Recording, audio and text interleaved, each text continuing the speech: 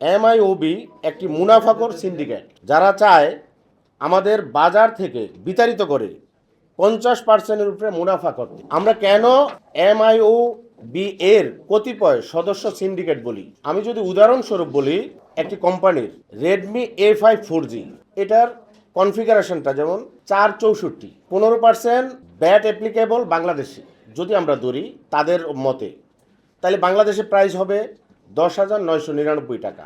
ইন্ডিয়াতে যদি আমরা এটা কম্পেয়ার করি তাহলে 9,799 টাকা, মাত্র 12%। পাকিস্তানে যদি এটা আমরা ধরি, তাদের ট্যাক্স হলো 22%, তাতে গিয়ে দাঁড়ায় 9,004 টাকা। এরকম অনেক উদাহরণ আমাদের কাছে অনেক আছে। পাকিস্তান এবং ভারতের জিএসটি ব্যাট 18%, এবং আমাদের দেশে তারা 5%, 15% ব্যাট দিয়ে ব্যবসা পরিচালনা করে আসছে। 5% কিছু কিছু কোম্পানি তারা সুবিধা নেওয়ার জন্য এটা পলিসি করে তারা 5%ও করছে, আবার কেউ 15%ও। এটার মধ্যে একটা তারতম্য আছে। আপনি যদি প্রতিবেশী দেশের ব্যাট ও মূল্য বিবেচনা করেন তাহলে দেখতে পাবেন আমাদের দেশে এই সিন্ডিকেট একই হ্যান্ডসেট অতিরিক্ত 15 থেকে 25% মুনাফা বুক করছে। আমাদের দেশের রাজস্ব আহরণে আমাদের বনাম এমআইওবি এর অবদান কি, আমরা আর তাদের মধ্যে অবদানটা কি বা পার্থক্যটা কি?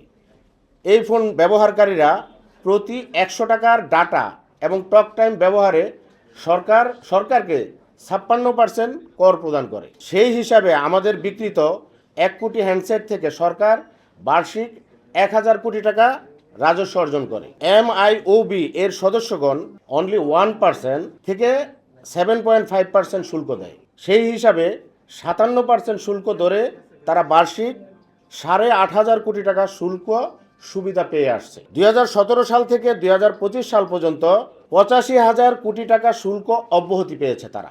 এত সুবিধা পাওয়ার পরেও অর্থনীতিতে তাদের অবদান যৎসামান্য, এবং তাদের ফ্যাক্টরিতে মাত্র 5 থেকে 7,000 কর্মসংস্থান আছে। টেলিকম অর্ডিন্যান্স 2025 NEIR নিয়ে কোনো দিক নির্দেশনা নাই। এতেই প্রমাণ করে 16ই ডিসেম্বর NEIR বাস্তবায়ন করা সরকারের সমন্বিত কোনো পরিকল্পনার অংশ নয়। জাতীয় নির্বাচনের আগে তড়িঘড়ি করে এটি বাস্তবায়ন করা উদ্দেশ্য প্রণোদিত বলে আমাদের মনে হয়।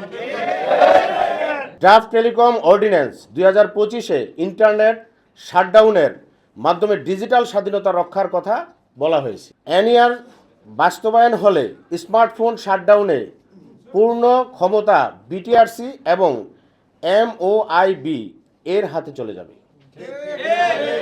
যা ডিজিটাল স্বাধীনতা এবং জাতীয় নিরাপত্তার পরিপন্থী।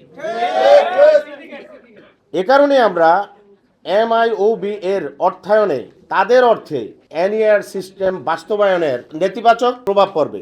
20,000-এরও বেশি ব্যবসায়ী, প্রায় 20 লক্ষাধিক মানুষের কর্মসংস্থান হুমকির মুখে পড়বে।